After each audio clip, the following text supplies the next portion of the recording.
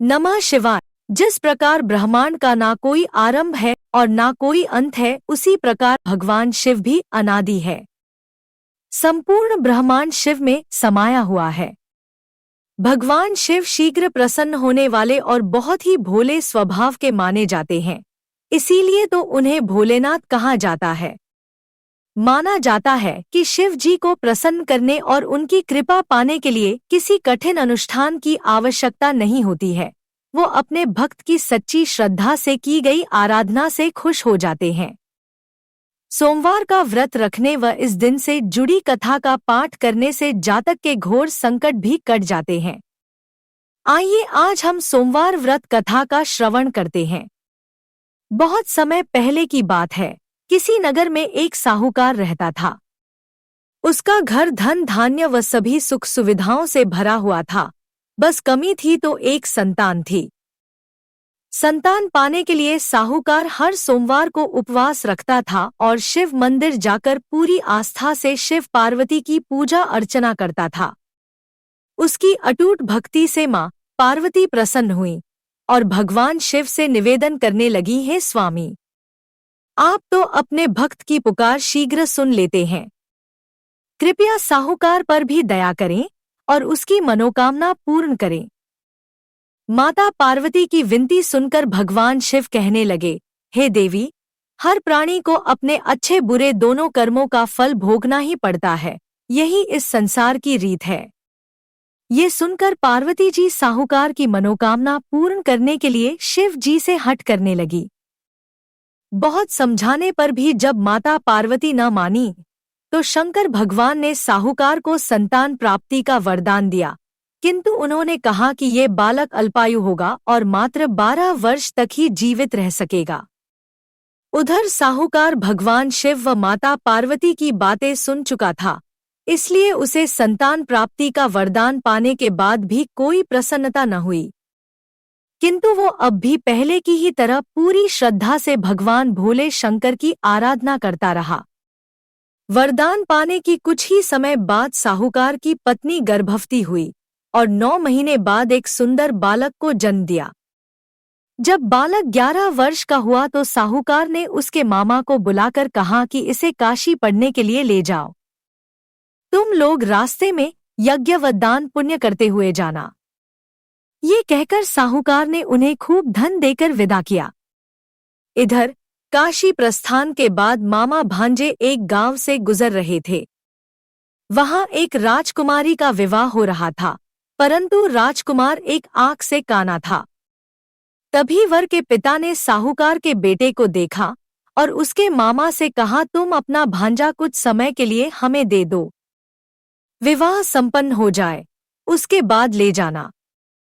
राजकुमार के पिता ने दोनों को खूब धन दिया और इस प्रकार साहूकार के बेटे के साथ राजकुमारी का विवाह संपन्न हो गया। साहूकार का पुत्र बड़े ही ईमानदार स्वभाव का था, इसलिए उसे जैसे ही अवसर मिला उसने राजकुमारी की चुन्नी पर लिखा कि तुम्हारा विवाह तो मेरे साथ हुआ है, किंतु जिस राजकुमार के साथ तुम्हें भेजा जाएगा वो एक आंख से काना है। जब राजकुमारी ने साहूकार की लिखी पढ़ी तो बोली, स्वामी, मैंने अग्नि को साक्षी मानकर आपके साथ फेरे लिए हैं। अब मैं आपके अलावा किसी और को अपना पति स्वीकार नहीं करूंगी। पत्नी की बात सुनकर साहूकार के बेटे ने कहा, ऐसा मत कहो, मैं अल्पायु हूं। कुछ ही दिन में 12 वर्ष की आयु होते ही मेरी मृत्यु निश्चित है। लेकिन पत्नी ने कहा, जो भी मेरे भाग्य में लिखा होगा वो मुझे स्वीकार है। राजकुमारी ने ये बात अपने माता पिता को बताई। इस पर राजा बहुत क्रोधित हुए और उन्होंने अपनी पुत्री को उस राजकुमार के साथ विदा किए बिना ही बारात वापस लौटा दी। उधर साहूकार का बेटा व उसके मामा काशी पहुंचे। वहां जाकर दोनों ने कई यज्ञ अनुष्ठान किए और साहूकार के बेटे ने विद्या ग्रहण करना शुरू किया। जिस दिन बालक 12 वर्ष का हुआ उस दिन भी मामा भांजे दोनों यज्ञ करने जा रहे थे, किंतु अचानक साहूकार के बेटे की तबीयत बिगड़ने लगी। उसने अपने मामा से कहा, मामा, मेरी तबीयत कुछ ठीक नहीं लग रही है। ये सुनकर मामा ने उसे अंदर जाकर आराम करने को कहा। बालक अंदर जाकर आराम करने लगा, किंतु आज ही के दिन उसकी मृत्यु निश्चित थी, अतः कुछ ही समय में उसके प्राण निकल गए। भांजे की मृत्यु होने पर मामा विलाप करने लगे। संयोगवश उसी समय भोलेनाथ व पार्वती जी उसी रास्ते से जा रहे थे। माता पार्वती ने शिव जी से कहा, है स्वामी, ये करुण स्वर किस ओर से आ रहा है, मुझसे ये सहन नहीं हो रहा है, कृपया आप इस व्यक्ति के कष्टों का निवारण करें। माता पार्वती की विनती सुनकर जब भगवान शिव मृत बालक के पास पहुंचे तो देखा कि ये तो उसी साहूकार का पुत्र है जिसका जन्म मेरे वरदान स्वरूप हुआ था और अब इसका जीवन पूरा हो चुका है। माता पार्वती दुखी होकर कहने लगी कि हे प्रभु, इस बालक को मृत देखकर इसके माता पिता वियोग में अपने प्राण त्याग देंगे, इसलिए कृपया आप मेरी विनती सुनें और इस बालक को जीवन दान दें। पार्वती जी के निवेदन पर भोलेनाथ ने उस बालक को जीवनदान का वरदान दिया। शंकर जी के आशीर्वाद स्वरूप बालक फिर से जीवित हो गया। उसने अपनी शिक्षा पूरी की और अपने मामा के साथ नगर लौट पड़ा।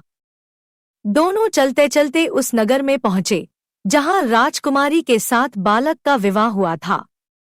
वहां पहुंचकर उन्होंने एक यज्ञ का आयोजन किया जिसमें उस नगर के राजा यानी राजकुमारी के पिता भी शामिल हुए। उन्होंने साहूकार के बेटे को देखते ही पहचान लिया और महल में ले जाकर उसका खूब आदर सत्कार किया। इसके बाद राजा ने अपनी पुत्री को बालक के साथ विदा कर दिया।